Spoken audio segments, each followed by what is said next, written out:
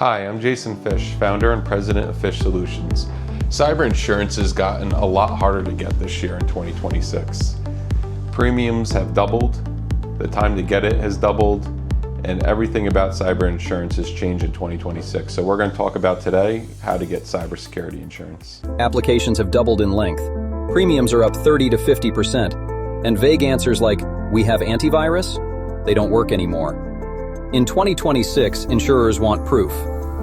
Across New York, New Jersey, and Connecticut, carriers are demanding technical verification of your security controls.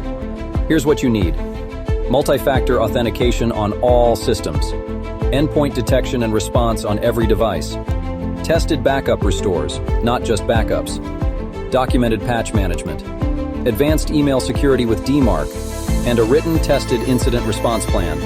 Start preparing now. You need 90 days minimum. First 30, audit and fix gaps. Next 30, test and document everything. Final 30, package your evidence for underwriters. Don't wait until renewal time.